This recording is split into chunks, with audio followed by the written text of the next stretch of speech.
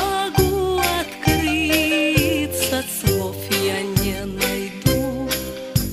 Не могу открыться, слов я не найду. Он живет, не знает ничего о том, что одна девчина думает о нем. У ручья с калины облетает свет, а любовь девичья не проходит, нет. А любовь девичья не проходит, нет.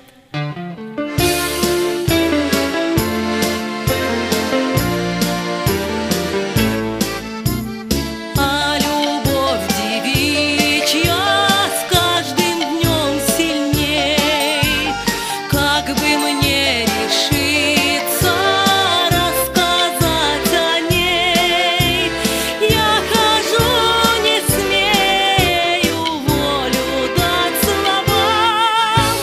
Милый мой хороший, догадайся сам. Милый мой хороший, догадайся сам. Bonsoir amis auditeurs, confort d'écoute et merci de nous être fidèles dans cette rubrique Retrouvailles culturelles animée par Tom Félon et Ordel Biak sur Radio Congo, chaîne nationale émettant de Brazzaville sur la fréquence modulée 96.4 MHz. Salut à vous tous qui êtes branchés. Chers amis, ce soir nous avons comme invité Monsieur Sergueï Belaïev, il est directeur général du Centre culturel russe. Avec lui, nous parlerons des relations culturelles entre le Congo et la Russie. Bonsoir Sergueï Belaïev. Bonsoir, messieurs. Je suis sûr que vous allez répondre à toutes les questions qui vous seront posées sans embâche et sans langue de bois. Oui, bien sûr. Depuis la célébration du cinquantenaire des relations diplomatiques entre la Russie et le Congo, on note du point de vue culturel une nouvelle dynamique dans les relations culturelles entre le Congo et la Russie. Quelle analyse faites-vous de ces rapports culturels? Tout d'abord, vous avez tout à fait raison de dire que le cinquantenaire de l'établissement des relations diplomatiques entre les deux pays, ça c'est un point tournant, mais en même temps, il faut voir cet anniversaire dans le contexte de la politique extérieure générale. Et c'est la Russie qui a proclamé depuis 2 ou 3 ans le retour en Afrique. On parle le plus souvent de la renaissance des relations entre l'Afrique et la Russie. Et vous savez qu'il y a une trentaine d'années, les relations étaient très actives sur tous les plans. Maintenant, la Russie, sans doute, revient sur le continent africain, mais avant tout avec les ressources culturelles, spirituelles, intellectuelles. Et sur ce plan, la coopération humanitaire et culturelle de la part de l'Agence fédérale pour la coopération culturelle est primordiale et je représente ici cette agence fédérale en gérant le Centre culturel russe. Il faut dire que nous avons réussi à faire pas mal de choses en ce laps de temps. On peut mentionner par exemple la visite de Madame Belinda Ayes à Moscou et à Pétersbourg. La directrice du mémorial Savannah de Brazza a visité le musée historique à Moscou, l'Ermitage à Pétersbourg. L'Ermitage, ça c'est quelque chose qui peut être comparé avec les plus grands musées du monde comme le Louvre, British Museum et en fin de compte Prado au Metropolitan Museum. Ça c'est l'idée, c'était de développer les relations entre les institutions culturelles, utiliser l'expérience russe dans le domaine de la gérance des musées. Mais ça, c'est seulement un seul exemple. On peut mentionner l'exposition des peintres de l'école de Poto-Poto en Russie, à Moscou, il y a une année. On peut mentionner la visite du peintre restaurateur de l'école de Poto-Poto au Congrès mondial des restaurateurs. On fait des choses pour la jeunesse congolaise. Par exemple, il y avait un groupe de jeunes leaders du Congo avec d'autres leaders africains représentant les milieux des jeunes qui a visité au mois d'août Moscou. C'était sans doute la possibilité de rencontrer les institutions russes, mais ils ont eu aussi le programme culturel qui leur permis de visiter le Kremlin, la galerie Tretiakov de peinture qui est très connue et très bien. C'est pourquoi nous faisons des efforts dans le développement des relations bilatérales, mais aussi nous assistons à la présence de l'Afrique en Russie également. Un autre aspect de ces relations entre la Russie et le Congo, du point de vue culturel justement, c'est la matérialisation qui s'est traduite à travers ce portrait de Pouchkine qui a été érigé sur l'allée de la mémoire, inauguré cette année-ci par le ministre de la Culture Jean-Claude Gakosso. Et au regard de cet hommage fait à ce célèbre homme de lettres russe, très connu d'ailleurs au Congo, quelle est votre réaction ? Tout d'abord, nous sommes fiers pour nous-mêmes et nous sommes fiers aussi pour les Africains. Pour expliquer à nos auditeurs la signification de Pouchkine, il faut dire que ses ancêtres d'origine africaine qui sont venus en Russie, son grand-père c'était un grand militaire russe. Pouchkine est devenu le plus grand poète russe qui est considéré par toutes les générations comme la personne la plus douée dans la poésie russe. Sans doute, nous sommes fiers de ce poète russe, mais nous sommes fiers aussi qu'on a érigé un monument à son honneur ici à Brazzaville avec les personnalités comme Jean-Paul II, comme Mandela, comme Abraham Lincoln. Ce sont des personnes qui ont contribué au développement des peuples africains et il faut dire que c'est un événement exceptionnel parce que seulement dans un seul pays africain où il y a quelqu'un qui a aussi un monument, c'est à Addis Abeba en Éthiopie où il y a le deuxième monument à Pouchkine. Voilà. Je rappelle à nos auditeurs qui sont scotchés, arrimés sur les ondes de la 96.4 MHz Radio Congo, chaîne nationale, que nous avons comme invité ce soir dans ce somptueux studio de son de Radio Congo, Sergueï Belaïev. Il est directeur général du Centre culturel russe. Sergueï Belaïev, en novembre 2013, le Centre culturel russe de Brazzaville a fêté ses 45 ans d'existence. Il ressort de cette célébration que le bilan de ce centre est positif. Après 45 ans de présence au Congo, que dites-vous à ceux qui affirment que la réussite de ce centre est en partie le fruit de votre savoir-faire? Oh, il faut dire que mon mérite personnel est très limité parce que je ne suis que depuis 1 an et demi à ce centre, mais mes prédécesseurs, sans doute, ils ont fait beaucoup de choses pour le développement des relations culturelles entre deux pays. Il faut dire que maintenant, nous comptons à peu près 7000 promus des universités soviétiques et russes. Il faut voir que pendant des années de l'époque soviétique, mais aussi des années de la Russie, où il y a toujours des jeunes Congolais qui partent en Russie pour recevoir leur éducation supérieure. Il faut dire que ces derniers ans, le nombre de ces étudiants augmente constamment et cette année-là, c'est 2 fois plus d'étudiants qui partent en Russie pour faire leurs études que l'année précédente. Bon, ce chiffre augmente 90 personnes, c'est quand même considérable pour le pays comme Congo-Brazzaville. Il faut voir aussi que ces personnes reviennent dans le pays et ils contribuent avec leur expérience, leurs études, leur éducation, leur formation au développement du pays. Et sur ce plan, il faut voir que ça, entre autres aussi, sans doute l'ambassade, les ministères de l'éducation supérieure russe contribuent à ce développement, mais aussi au centre de ces échanges se trouve le centre culturel russe qui a maintenant la compétence de faire la sélection avec le ministère de l'enseignement supérieur congolais des personnes qui partent en Russie pour leurs études. Monsieur Sergueï Belaïev, Alexandre Yakovlevitch est l'une des figures les plus importantes de la peinture russe, qui a fait le tour de l'Afrique, notamment l'Afrique centrale. Il a peint de nombreuses cultures de ce continent. Retrouve-t-on dans les toiles d'Alexandre Yakovlevitch les points communs aux cultures russes et congolaises? Oui, sans doute, c'est très bien que vous avez posé cette question. Alexandre Yakovlev, c'est un peintre qui a fait ses études et a commencé sa carrière en Russie, mais qui a été en immigration émigration en France, aux États-Unis pour plusieurs années et il a été recruté par l'équipe de Citroën qui a organisé le tour qui a reçu le nom historique de la Croisière Noire 24-25 de ce siècle passé à travers l'Afrique, y compris l'Afrique centrale. C'était le peintre officiel de cette croisière qui a fait les dessins tout au long de son voyage jusqu'à Madagascar. Maintenant, sans doute, c'est le peintre qui est très connu en Europe, en France, en particulier en Russie sans doute. Mais nous voulons de le faire connaître en Afrique où il a fait beaucoup, y compris l'Afrique centrale, parce qu'il a traversé l'Afrique équatoriale française à l'époque. Et bon, on peut dire que Brazzaville, qui était la capitale de ce territoire, c'était aussi le territoire qui a été traversé par Yakovlev. Dans les semaines à venir, nous allons organiser son l'exposition de sa peinture, des objets qui sont liés avec la Croisière Noire et j'espère que nous pourrons vous voir à notre centre culturel pour développer déjà le vernissage de cette exposition. Justement, toucher le doigt à la réalité de ces œuvres. Voilà. Sergueï Belaïev, en parlant de peinture, en 2013, le peintre congolais Jacques Iloki a été formé en Russie sur la restauration. Cet art qui consiste à remettre en bon état les objets abîmés. Que prévoient les actions entreprises par les autorités russes en faveur des acteurs culturels congolais? Il faut dire que vraiment le patrimoine national des pays du bassin du Congo est très riche.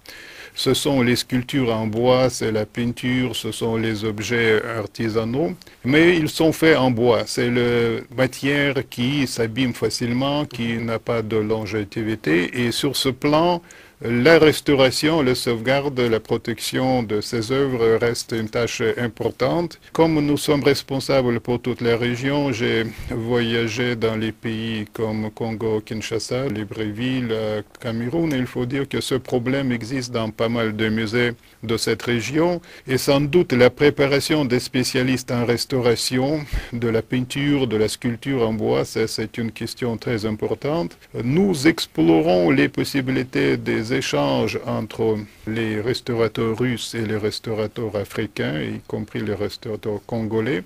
Il faut dire qu'il y a d'autres personnes qui étaient formées en Russie, à l'école fameuse de Surikov, qui a été faite par Jacques Iloki, mais par d'autres Congolais aussi. Par exemple, maintenant, il y a l'exposition de la peinture de Poto-Poto à la résidence de l'ambassadeur allemand, et c'est là la personne qui a été formée en Russie, à l'école de Surikov, qui a fait la restauration de la peinture de Poto-Poto. Ça, c'est déjà une contribution russe à la sauvegarde du patrimoine national congolais, mais on peut faire encore plus de choses. Et on s'aperçoit que c'est un honneur parce que Jacques Iloki est le premier restaurateur congolais. Oui, bon, la restauration, c'est une branche qui est combinée normalement avec le travail. Tous les peintres sont dans une certaine mesure des restaurateurs et les restaurateurs sont des peintres dans une certaine mesure. Mais de manière plus spécifique? Oui, sans doute. Oui. Par exemple, la restauration en bois, la restauration de céramique, ce sont des branches aussi très spécialisées. Et je sais qu'il y a une demande pour les restaurations, c'est pourquoi nous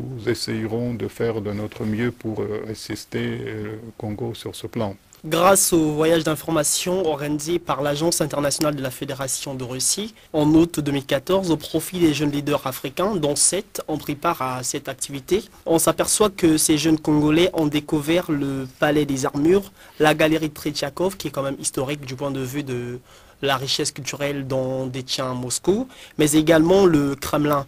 Quelle place occupent ces structures dans la culture russe, étant entendu qu'ils font partie du patrimoine culturel russe? Oui, bon, sans doute, le Kremlin avec le Palais des Armures, c'est le centre des trésors et des richesses nationales russes. C'était accumulé pendant des générations, c'était accumulé par les chefs d'État, les monarches, comme on disait à l'époque, et ça s'accumule jusqu'à présent, parce que ça c'est quelque chose qui représente le centre des trésors de valeur, de richesse. Mais bon, il faut dire qu'il y a plusieurs musées, plusieurs centres de patrimoine national à travers le pays, entre autres la galerie Tretiakov qui est focusée sur la peinture traditionnelle russe de quelques siècles, y compris les icônes qui datent du XIIe ou XIIIe siècle, mais aussi la peinture moderne du XXe ou du XXIe siècle, XXIe siècle. Ça, c'est quelque chose qui est aussi centré à Moscou, mais comme j'ai dit, dans pas mal de pays, il y a des musées de différentes envergures.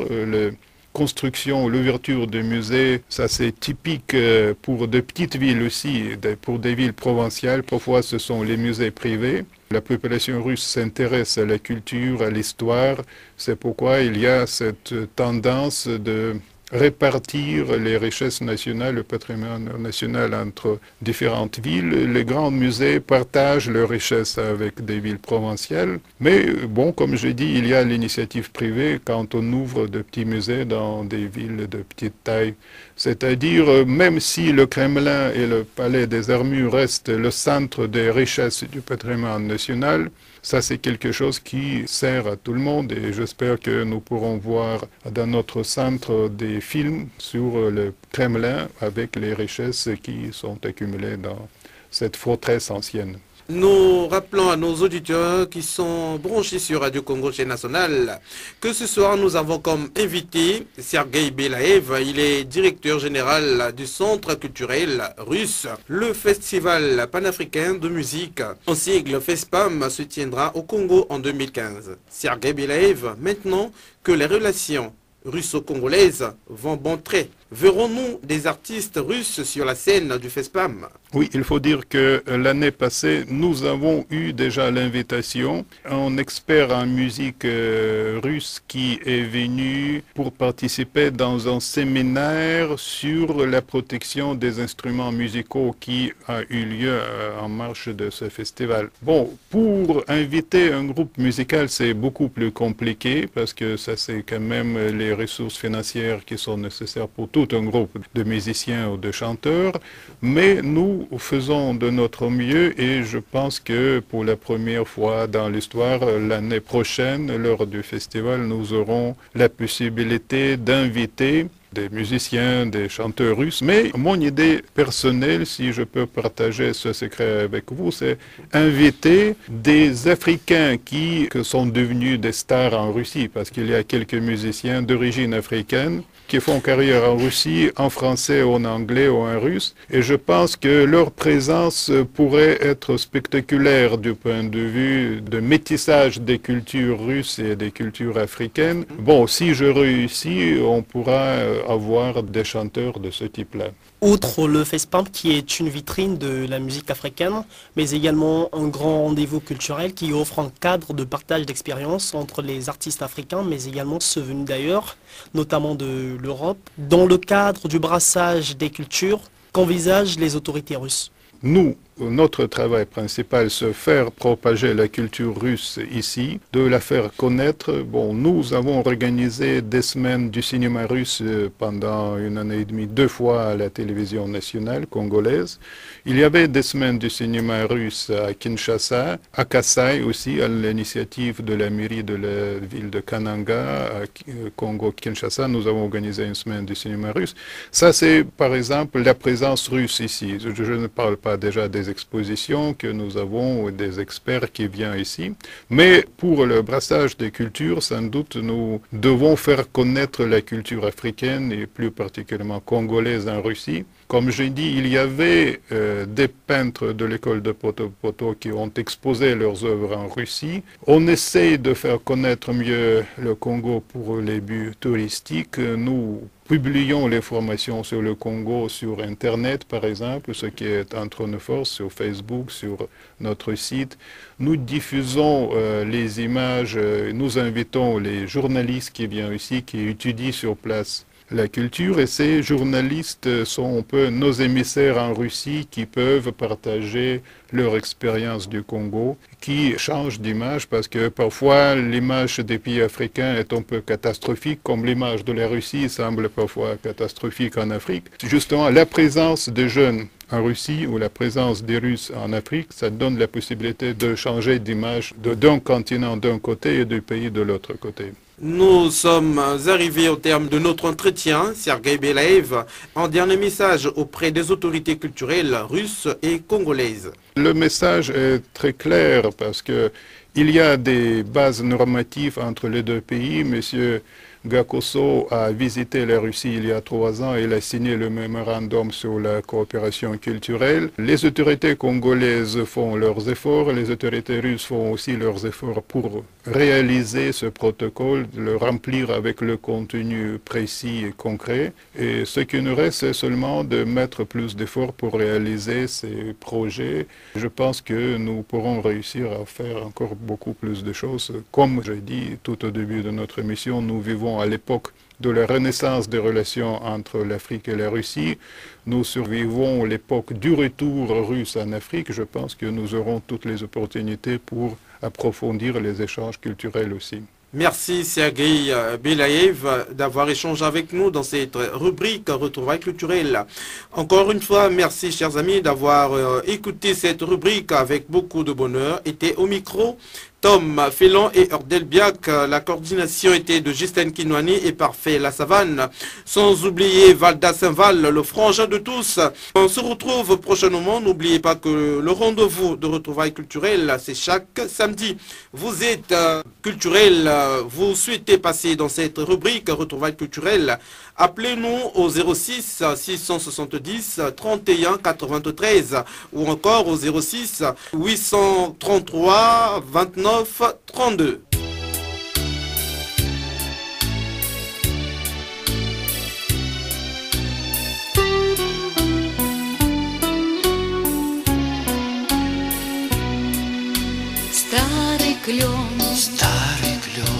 Старый клен стучит в стекло, приглашая нас с друзьями на прогулку. Отчего мне так светло? От того, что ты идешь по переулку. Отчего мне так светло? От того, что ты идешь по переулку. Снегопад давно прошел, Словно в гости к нам весна опять вернулась.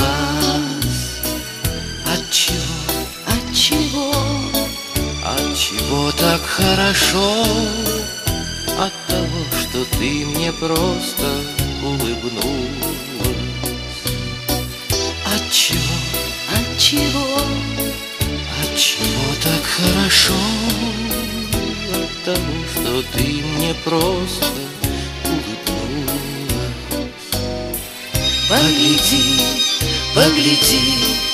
Погляди на небосвод, Как сияет он безоблачно и чисто. Отчего гармонь поет? От того, что кто-то любит гармониста. Отчего гармонь поет? От того, что кто-то любит гармониста.